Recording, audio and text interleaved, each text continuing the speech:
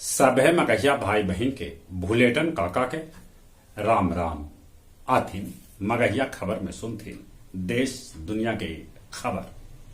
आज 3 अक्टूबर गया जी के 198वां स्थापना दिवस है। अपने सभे के बधाई। नवरात्रा के आज 8वां दिन है। भक्त सभे करतन महागौरी के आराधना। राजद कोटा से कृषि मंत्री सुधाकर सिंह आखिरकार दिलन अपन इस्तीफा। उनकर जगह पर कुमार सर्वजीत के बनावल गेल कृषि मंत्री। उनकर इस्तीफा से राजनीति गरमा गेलक। वायुसेना में आज शामिल कैल जाए स्वदेशी हमलावर हेलीकॉप्टर।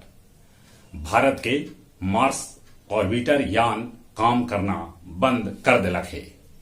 सपा के मुलायम सिंह यादव के तबियत होल खराब, आईसीयू में हथन भर्ती। उत्तर प्रदेश के भदोही दुर्गा पंडाल में आग लगे से 3 आदमी के मौत के है खबर, तो 60 से बेसी आदमी अग्निकांड में जर गेलन है। मधुबनी के बासोपट्टी में एगो होटल में खाना खाए से लगभग 30 आदमी बीमार हो गेलन। वारसलीगंज के एगो घर से 17 लाख रुपया के साथे 2 आदमी के गिरफ्तार कैल गए।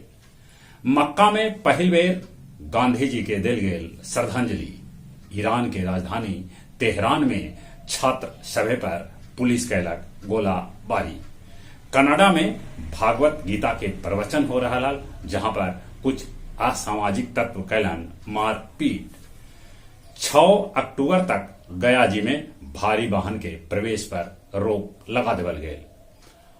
आमस के पहाड़पुर डैम में डूबे से एगो महिला के मौत के है खबर। बांके बाजार में दांगी प्रतिभा सम्मान से सम्मानित कैल गेलन 10वां पास छात्र और छात्रा। दक्षिण बिहार ग्रामीण बैंक दुर्वे में चोर कैलन सेंध मारी। और अब कुछ खेल के समाचार।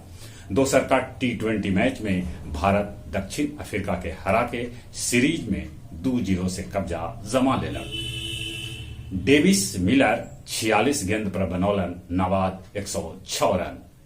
भारत के तरफ से सूरज कुमार यादव T20 में 573 गेंदा में रिकॉर्ड 1000 रन बनौलन है।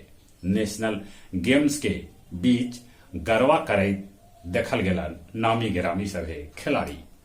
दक्षिण अफ्रीका के खिलाफ वनडे टीम घोषित कर देवल गेल, जेकर कप्तानी शिखर धवन करतन। जहां तक मौसम के सवाल है, मौसम विभाग ऐसा सूचना दे रहा है कि दशहरा में बरस सके है पानी। चलित अपने सभे के एक बेर फिर से भूलेटन काका के राम राम।